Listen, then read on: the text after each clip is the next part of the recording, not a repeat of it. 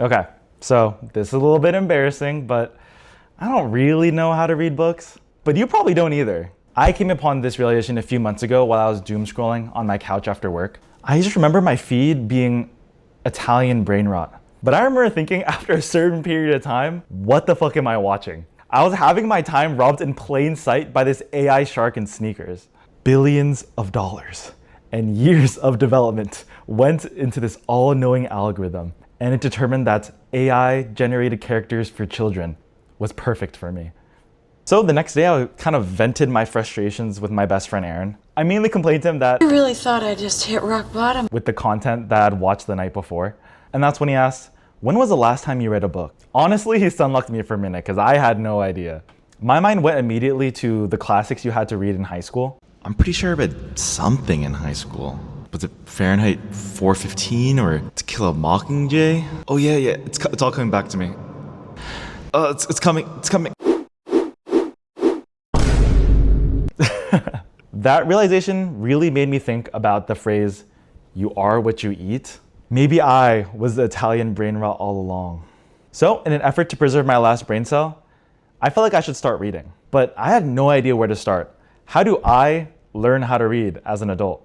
My immediate next thought was, if for the last few years I wasn't reading and I'm doing okay, then why should I start reading now? Growing up in a Chinese family, the idea that reading makes you smarter was as natural as having rice with every meal. But back then, I didn't take it too seriously. Back then, I was playing hella League of Legends and gooning to anime. As I've gotten older and started thinking more intentionally about my goals, I think my perspective has changed a lot. I still goon to anime though. I started asking some of the smartest people I know this stupid question of, how do you know what you know? Reading always comes up in some form. I think it matters to me more now because I actually have the freedom to learn and pick up things on my own, not because I'm forced to. And for my career goals, I already know that I have to get better at understanding and articulating really complex ideas.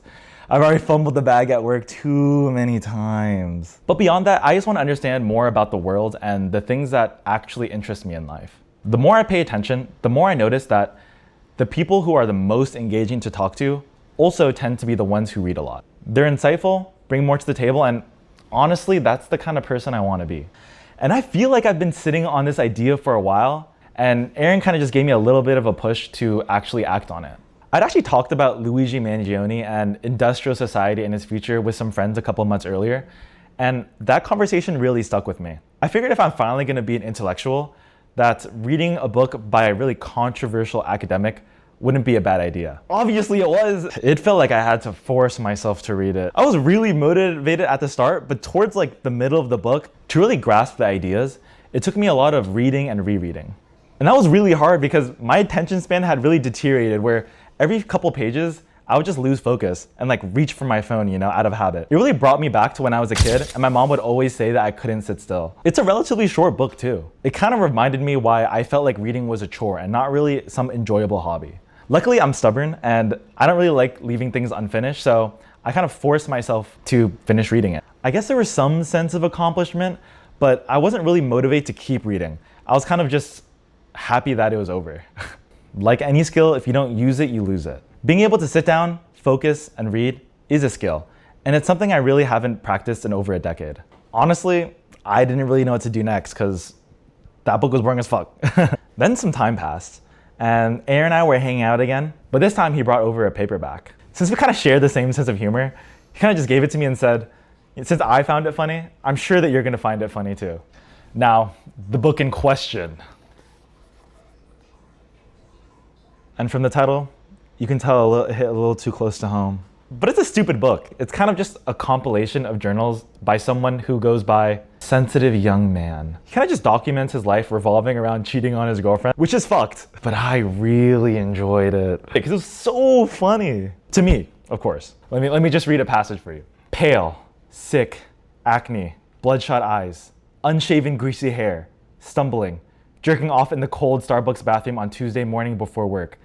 I feel like Pablo, so I tell the girl behind the counter, that's my name when she asks my guilty face. How can you tell me this guy is not the modern day Shakespeare? This was the first time in a long time that I read something so unserious just for enjoyment. It kind of just helped me realize that Reading is just whatever you make of it. I got a little in over my head trying to read a really dense manifesto, when in reality, I really needed reading reps with lighter weight to gain the momentum to get there. So it's time I reveal another embarrassing fact about me. I've watched all the Harry Potter movies, but not all the books. So I figured there's a good reason why Harry Potter's the best-selling book series of all time. So I started reading the series from the first book so I could stay consistent and get those reading reps in. And I think this approach really worked for me. I kept reading Harry Potter and eventually built a routine of reading even just a little bit every night. Sometimes it was only a couple pages, but there were other times where I read a few chapters at once. When I kind of got bored of the Harry Potter series after the 5th book, I kind of naturally searched for other things to read. Because Worst Boyfriend Ever was a compilation of journal posts from Substack, that's where I looked first. I hopped on the platform and found some really good publications. Stuff on tech, philosophy, even personal essays that just had more depth to it, you know? And from there, I started branching out into books about things I was actually interested in. The other day, I thought it'd be cool to learn about design. One of my coworkers who just finished like a UX design course recommended The Design of Everyday Things to me. And I've been working through that. I've also noticed I'm able to sit down and read for longer periods of time without losing focus, which is exactly kind of what I wanted to work on. It's still probably max like 30 minutes, but it was way better than what it was before. And because I was reading more and just consuming more quality information, I felt like I was able to have more interesting and engaging conversations about whatever I was reading, whether that be politics, economics, even sports. I feel like that little shift in what I consume has really made a noticeable difference in how I think. And I hope that it compounds over time. Ultimately, my goal wasn't specifically to read more books. It was kind of just to be a more thoughtful person. And part of that really required me to evaluate what I was consuming. I'm not saying I've become a different person, but I think I'm getting closer to the person that I want to be. So stop worrying about what to read and just read whatever you're interested in. You still have to sift through a ton of slop to get to those hidden gems, but trust me, it's so worth it. Find what keeps you engaged to build the reading habit, whether that's a terrorist manifesto or Harry Potter. Good luck.